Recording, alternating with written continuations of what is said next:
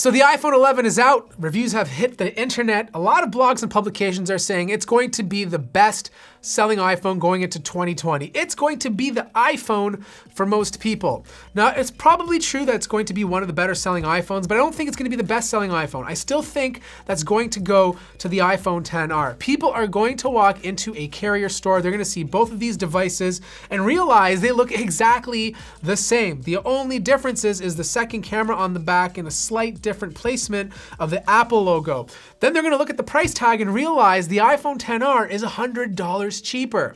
Now, obviously, if you are into smartphone photography, the camera upgrades to the iPhone 11 are absolutely amazing, and that's the reason to get it over the iPhone XR.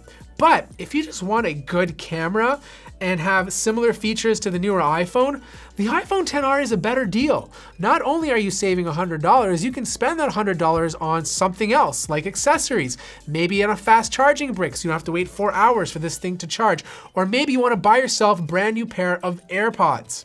Besides that, the differences are very minor. Sure, the A13 chip is significantly faster, but the A12 is still ahead of most of the competition. And the only way to notice the difference in speed is if you're doing crazy things like editing video or editing multiple tracks in music production. Sound quality is also very similar. You still have the same dual speakers on front of both devices. The only difference is that you get Dolby Atmos on the iPhone 11 and slightly more depth to the sound. Here, have a listen for yourself.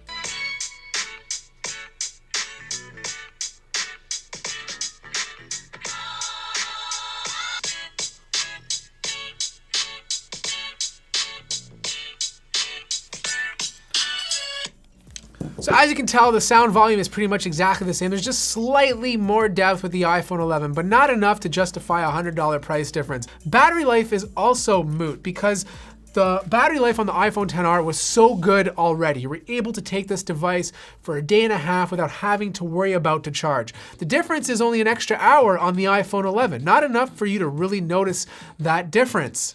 So here's what I'm trying to say. If your budget's $700 and you have to have the best camera on an iPhone, definitely get the iPhone 11. The improvements to the camera compared to last year are significant. But the iPhone XR still has a pretty good camera. It doesn't do as well on low light, and of course it doesn't have the ultra wide lens, but for most situations, it's fine for most people. Everything else is very minor. The speed difference from the A12 to A13 you're not going to notice because most of the applications we use don't take advantage of it. The battery life is also very small, and the sound quality in the speakers is not big enough to justify the extra price tag. You gotta say to yourself, is the $100 worth it for the camera, or should I save it to buy accessories like a faster charger and the AirPods? I hope this video helps people out there looking at both of these devices. I hope it did. If you have any questions about them, let me know in the comments below. Like the video if you liked it, subscribe if you haven't already, and I'll see you guys in the next video.